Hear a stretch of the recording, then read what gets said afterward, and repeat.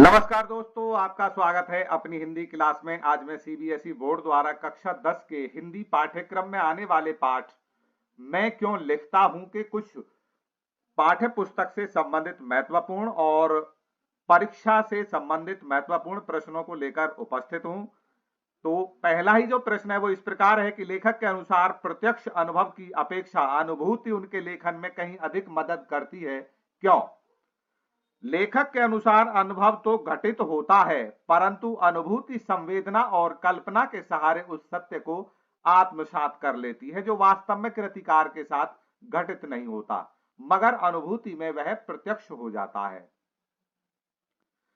अगला प्रश्न है, लेखक ने अपने आप को हिरोशिमा के विस्फोट का भोक्ता कब और किस तरह महसूस किया? हिरोशिमा में एक सड़क पर घूमते हुए अणु विस्फोट से काले हुए पत्थर पर छपी हुई एक मानव आकृति को देखकर लेखक को एक थप्पड़ सा लगा। लेखक अवाक रह गया और स्वयं को विस्फोट का भोक्ता अनुभव करने लगा। तीसरा प्रश्न, क्या बाह्य दबाव केवल लेखन से जुड़े रचनाकारों को ही प्रभावित करते हैं या अन्य क्षेत्रों से जुड़े कलाकारों को भी प्रभावित करते हैं? कैसे? बाह्य दबाव केवल लेखन से जुड़े रचनाकारों को ही प्रभावित नहीं करते, बल्कि ये अन्य क्षेत्रों जैसे पत्रकार, वैज्ञानिक, खिलाड़ी, चित्रकार, कवि, शिल्पकार, वास्तुविद आदि को भी प्रभावित करते हैं। इनमें ख्याति प्राप्त करने का दबाव सर्वाधिक दिखाई देता है। हिरोशिमा पर लिखी कविता लेखक के अंतः व बाह्य दोनों दबावों का परिणाम है। यह आप कैसे कह सकते हैं? निबंधकार को जापान जाने का अवसर मिला, तब वह हिरोशिमा भी गया और वह अस्पताल भी देखा जहां रेडियोधर्मी पदार्थ से आहत लोग वर्षों से कष्ट उठा रहे थे। इस प्रकार प्रत्यक्ष अनुभव भी हुआ। पर अनुभव की अनुभूति गहरी चीज है, कम से कम कृतिकार के लिए। अनुभव तो घटित का होता है, परंतु अनुभूति संवेदना और कल्पना के सहारे उस सत्य को आत्मसात कर लेती है जो वास्तव में कृतिकार के साथ घटित नहीं हुआ है। जो आंखों के सामने नहीं आया, जो घटित के अनुभव में नहीं आया, वही आत्मा के सामने ज्वलंत प्रकाश में आ जाता है, तब वह अनुभूति प्रत्यक्ष हो जाता है।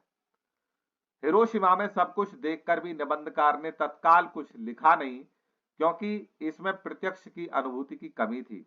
फिर एक दिन वही सड़क पर घूमते हुए देखा कि एक जले हुए पत्थर पर एक लंबी उजली छाया है। विस्फोट के समय कोई वहां खड़ा रहा होगा और विस्फोट से बिखरे हुए रेडियोधर्मी पदार्थ की किरणें उसमें रुद्ध हो गई होंगी जो आसपास से आगे बढ़ गईं, परंतु उन्होंने पत्थर को झुलसा दिया जो उस व्यक्ति पर अटकी। उन्होंने उसे भाप बनाकर उड़ा दिया होगा। इस प्रकार समूची दुखद घटना जैसे पत्थर पर लिखी गई। पत्थर पर बनी व्यक्ति की छाया ने लेखक को हिरोशिमा विस्फोट की प्रत्यक्ष अनुभूति करा दी। निबंधकार ने इस दृश्य का वर्णन करते हुए लिखा है, उस छाया को देखकर जैसे एक थप्पड़ सा लगा। अवाक इतिहास जैसे भीतर कहीं सहसा एक जलते हुए सूर्य सा उगाया और डूब गया। मैं कहूं कि उस क्षण में अणु विस्फोट मेरे अनुभूति प्रत्यक्ष में आ गया। एक अर्थ में मैं स्वयं हिरोशिमा के विस्फोट का भोक्ता बन गया। इसी में से वह व्यवस्था जागी।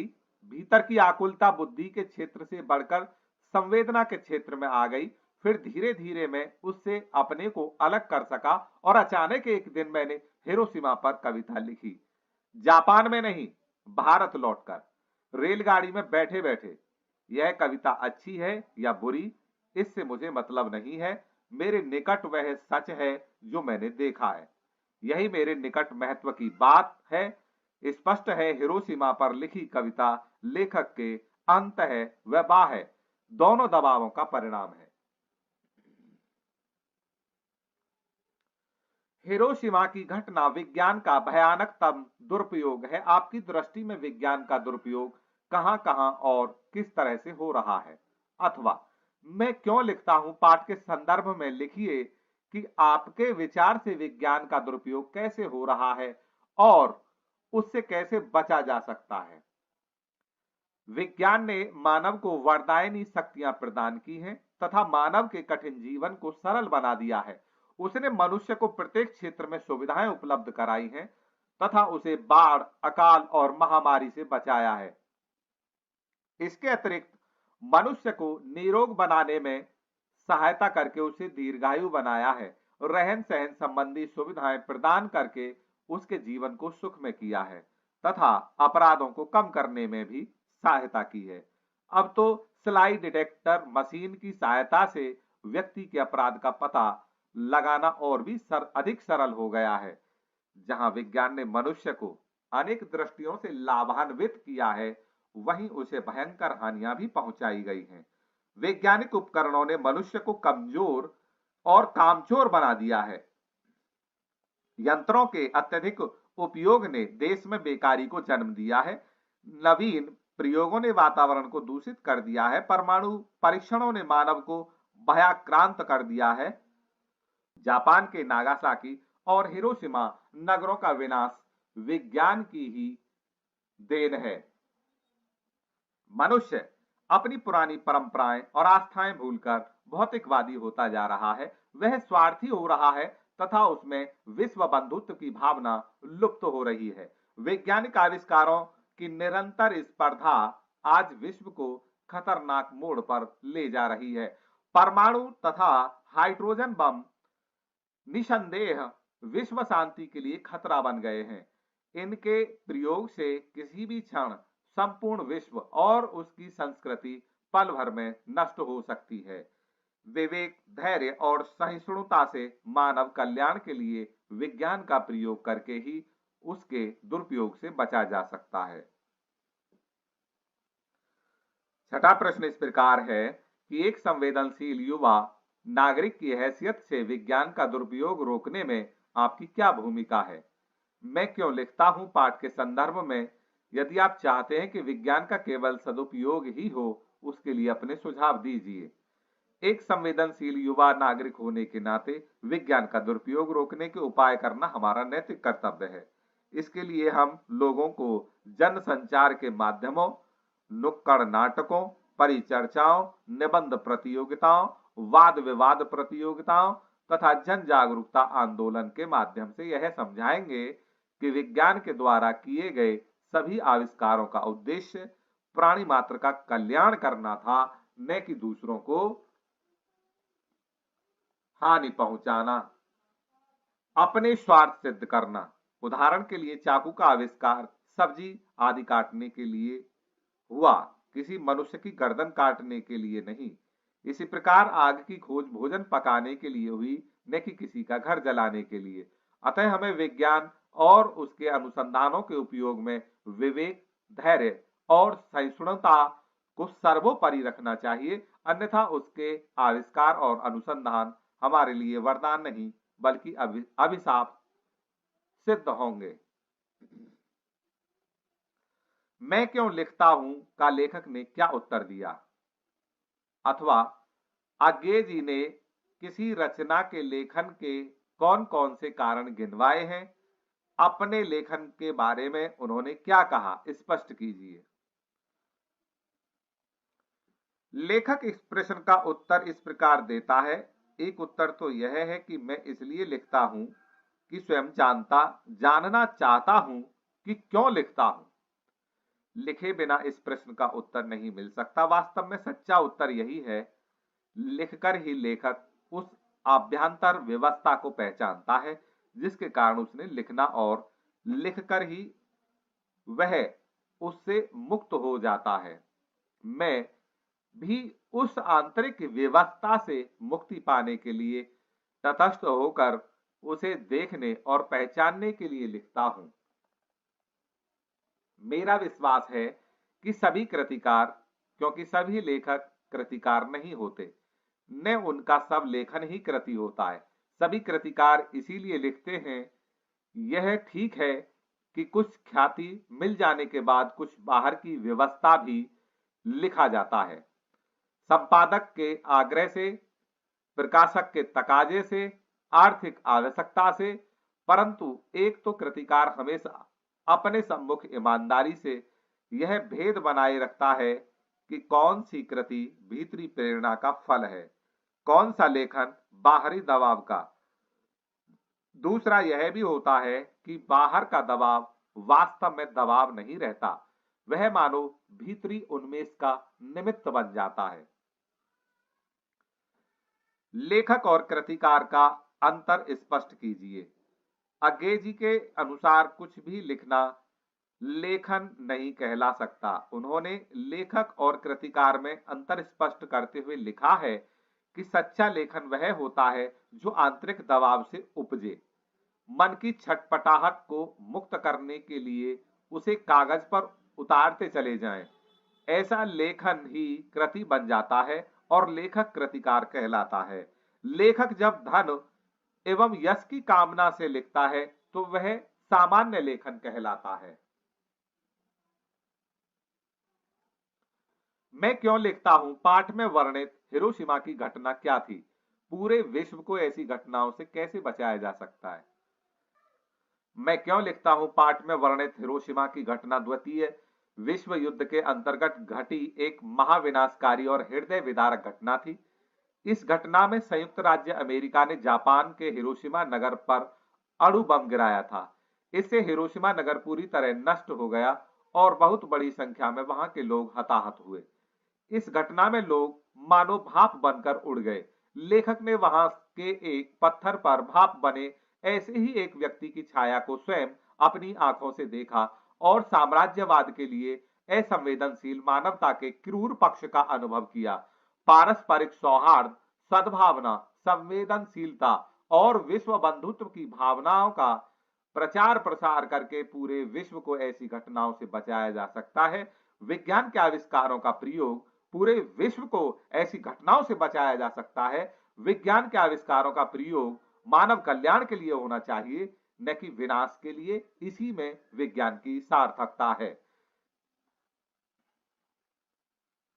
10वां प्रश्न इस प्रकार है कि प्रत्यक्ष अनुभव और अनुभूति में क्या अंतर है, अथवा मैं क्यों लिखता हूं पाठ के आधार पर अनुभव और अनुभूति का अंतर स्पष्ट करते हुए लिखिए कि लेखक ने अपनी यात्रा के दौरान हिरोशिमा में सब कुछ देखकर भी क्यों नहीं लिखा। अणु विस्फोट की अनुभूति लेखक को कब हुई?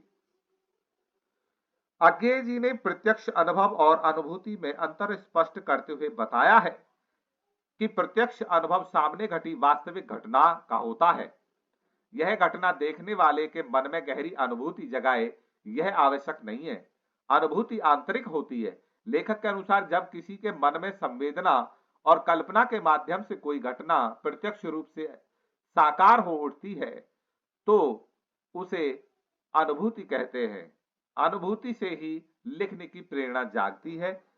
अपनी जापान यात्रा के दौरान लेखक ने हिरोशिमा में अणु बम विस्फोट के कारण वहां के महाविनाश और रेडियो पदार्थ से आहत वर्षों से कष्ट पा रहे लोगों को भी देखा, किंतु यह उस घटना के विषय में लेखक का अनुभव था।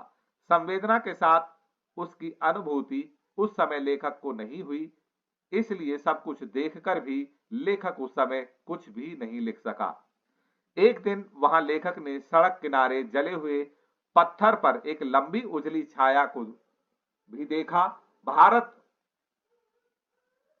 लौट आने पर एक दिन रेल यात्रा करते समय उसके मन में पूरी संवेदना के साथ कल्पना की कि विस्फोट के समय वहां कोई व्यक्ति खड़ा रहा होगा जो विस्फोट की गर्मी से भाप बनकर उड़ गया होगा। उस समय उस व्यक्ति के शरीर ने रेडियोधर्मी पदार्थ की किरणों को पत्थर तक नहीं पहुंचने दिया होगा, अतः वह स्थान झुलसने से बच गया और शेष पत्थर झुलस गया, इसलिए पत्थर पर वह छाया बन गई थी। इस बात की अनुभूति होते ही लेखक का मन उस घटना के कुछ लिखने के लिए व्याकुल हो उठा और उसने हिरोशिमा पर कविता लिख डाली, वह भी रेलगाड़ी में बैठे बैठे और हिरोशिमा से हजारों किलोमीटर दूर भारत में। आगे जी ने हिरोशिमा की घटना के बारे में सुना पढ़ा था, लेकिन विस्फोट को उन्होंने कब और कैसे आत्मसात किया और उसका क्या परिणाम हुआ, मैं क्यों लिखता हूं पाठ के आधार पर लिखिए। आगे जी ने हिरोशिमा की घटना के बारे में जो सुना पढ़ा था उसे अपनी जापान यात्रा के दौरान प्रत्यक्ष रूप से देखा भी, लेकिन विस्फोट को उन्होंने भारत लौटकर तब आत्मसात किया जब वे रेल यात्रा कर रहे थे।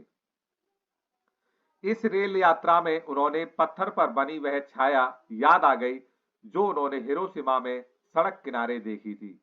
उस छाया के बनने की अनुभूति होते ही लेखक का मन उस पर लिखने के लिए व्याकुल हो उठा, जिसका परिणाम यह हुआ कि उन्होंने रेलगाड़ी में बैठे बैठे ही हिरोशिमा पर एक कविता लिख दी।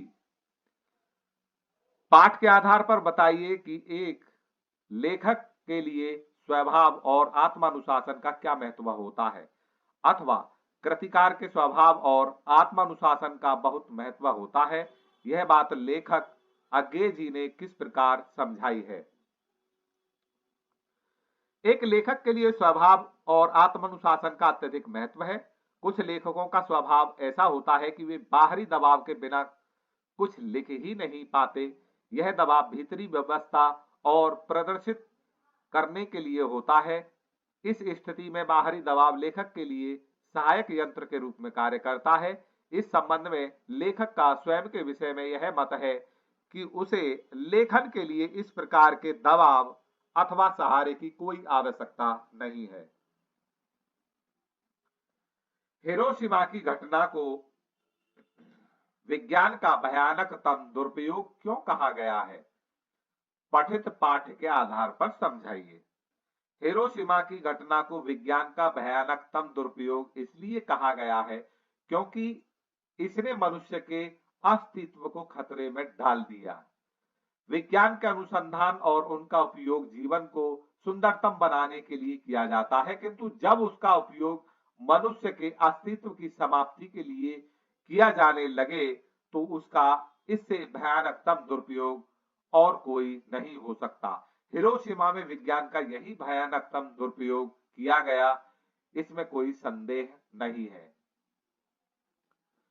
स्वतंत्रता पूर्व तथा स्वतंत्रता के पश्चात विज्ञान के उपयोग के सोच में आए परिवर्तनों के विषय में मैं क्यों लिखता हूं, पाठ के आलोक में जानकारी दीजिए। स्वतंत्रता पूर्व विज्ञान के उपयोग संबंधी सोच उसके सैद्धांतिक पक्ष पर आधारित हुआ करती थी, जैसे अणु बम क्या है, रेडियो धर्मी तत्व क्या होते हैं, उनका दुष्प्रभाव क्या होता है, अणु का भेदन कैसा होता है। मगर स्वतंत्रता के पश्चात विज्ञान के उपयोग संबंधी सोच प्रायोगिक हो गई, अर्थात अणु के भेदन के परिणाम स्वरूप उत्पन्न होने वाले ताप का विकास के लिए क्या उपयोग हो सकता है, रेडियो धर्मी तत्वों और उसके विकिरण का अपनी प्रतिरक्षा प्रणाली के लिए उपयोग किया जा सकता है। इसी सोच का परिणाम है कि हमने अणु विखंडन का प्रयोग अपनी ऊर्जा की आवश्यकता की पूर्ति के लिए बड़े स्तर पर किया है। आज भारत में अनेक परमाणु रिएक्टरों के द्वारा बड़े स्तर पर विद्युत उत्पादन किया जा रहा है। देश की रक्षा के लिए हमने परमाणु बमों का न केवल निर्माण किया बल्कि उन्हें शत्रु के ठिकाने तक पहुंचाने के लिए प्रक्षेपास्त्रों का निर्माण भी किया है। मैं क्यों लिखता हूं, पाठ के संदर्भ में लिखिए कि आपके विचार से विज्ञान का दुरुपयोग कैसे हो रहा है और उससे कैसे बचा जा सकता है। पाठ के अंतर्गत हिरोशिमा के विस्फोट की चर्चा हुई है, जिसमें विज्ञान का दुरुपयोग बुरी तरह से किया गया है। रेडियोधर्मी पदार्थ की किरणों ने वहां के पत्थर को बुरी तरह से झुलसा दिया था। आदमी तो भाप बनकर ही उड़ गया होगा।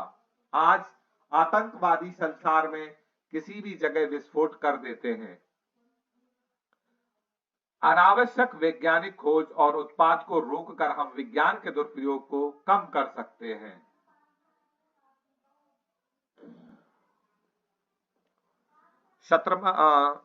प्रश्न 16वां इस प्रकार है, रचनाकार की भीतरी व्यवस्था ही उसे लेखन के लिए मजबूर करती है और लिखकर ही रचनाकार उससे मुक्त हो पाता है। मैं क्यों लिखता हूं, पाठ के आधार पर हिरोशिमा घटना से जोड़ते हुए इस कथन की पुष्टि कीजिए। आज्ञे जी के भीतरी व्यवस्था लेखन के लिए विवश करती है और यह व्यवस्था अनुभूति से उत्पन्न होती है। अनुभूति किसी रचनाकार के हृदय के समस्त भावों को बाहर निकालने और उन्हें प्रकट करने में अधिक सक्षम होती है। जब तक हृदय में अनुभूति न जागे, लेखन कार्य संभव नहीं है। आज्ञे जी बाहरी दबाव और प्रत्यक्ष अनुभव की अपेक्षा अनुभूति को लेखन के लिए अधिक महत्वपूर्ण मानते हैं। अनुभूति ही हृदय में संवेदना जागृत करके लेखन के लिए विवश करती है। लेखक अपनी इसी आंतरिक व्यवस्था के कारण लिखने के लिए प्रेरित होता है। लेखक ने हिरोशिमा की विभीषिका को पत्थर पर उतरी मनुष्य की छाया से अनुभव किया और इसी अनुभूति के घनीभूत होते ही उसे हिरोशिमा कविता के रूप में लिख दिया।